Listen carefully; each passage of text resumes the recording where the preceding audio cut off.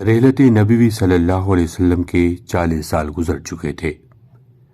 غلبہ اسلام کے ولولوں اور جذبہ جہاد اور شوق شہادت سے سرشار اسلامی فوجیں تسخیر عالم کی تمنا لیے آگے بڑھ رہی تھیں۔ ان کے قدم جہاں پہنچ جاتے، عقیدہ و عمل کے نور سے انسانیت کے چہرے پر تقدس کا اجالا پھیل جاتا۔ انہی لشکروں میں سے ایک لشکر سجستان کو فتح کرنے کے لیے روانہ ہوا، جس کی قیادت ایک بزرگ صحابی ربیع بن زیاد حارثی رضی اللہ تعالی عنہ کر رہے تھے۔ ان کے ہمراہ فروخ نامی ان کا غلام بھی تھا۔ سجستان پر اسلامی فتح کا پرچم لہرانے کے بعد ماوراء النہر کے علاقے پر ان کی نگاہیں تھیں، لیکن دریائے سیہو کی خونخوار موجیں ان کی راہ میں حائل تھیں۔ انہوں نے ازسر نو فوج ترتیب دی اور پھر اللہ کا نام لے کر موجوں کے سینے کو چیرتے ہوئے دریا عبور کر کے دشمن کے روبرو ہو گئے۔ جب میدان کارزار گرم ہوا تو ربیع بن زیاد حارثی کی جانباز سپاہ نے شجاعت و بہادری کے ایسے جوہر دکھائے کہ دشمن کے پاؤں اکھڑ گئے۔ ان کے غلام فروخ نے بھی جنگی مہارت کا ایسا نمونہ پیش کیا کہ سپہ سالار کی نگاہ میں اس کی عظمت دوبالا ہو گئی۔ انجام کار مسلمانوں کو فتح نصیب ہوئی اور اب دریا عبور کرنے کے بعد چین کی جانب پیش قدمی کے لیے راستہ کھل گیا۔ سپہ سالار نے اپنے غلام فروخ کے بہادرانہ اقدامات دیکھے تو متاثر ہو کر اسے آزاد کر دیا اور اپنے حصے کے تمام اموال غنیمت بطور انعام دے کر اس کی عزت افزائی کی۔ اس کے 2 سال بعد ہی ربیع حارثی رضی اللہ تعالیٰ عنہ اپنے رب سے جا ملے۔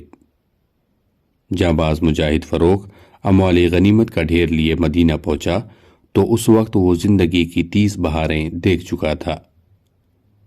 اس نے سوچا اب راحت و آرام کا ایک گھر بنا لینا چاہیے جو کسی شریک حیات کی جلوہ گاہ جمال بن سکے۔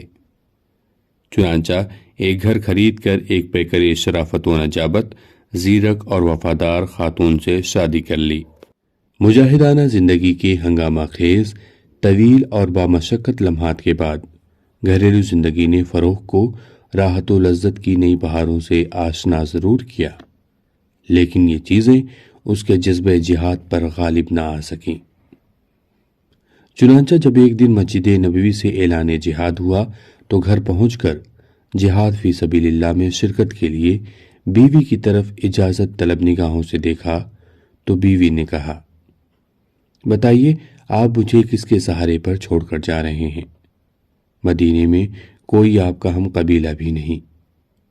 آپ کی جو امانت میری کوکھ میں پرورش پا رہی ہے اسے کہاں لے کر جاؤں گے؟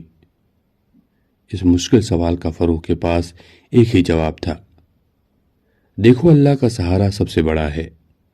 کیا اللہ کی نصرت و حفاظت تمہارے اور اس معصوم کے لیے کافی نہ ہوگی؟ میں تمہیں اللہ کی امان میں دیتا ہوں، اب مجھے مسکراتے چہرے کے ساتھ رخصت کرو۔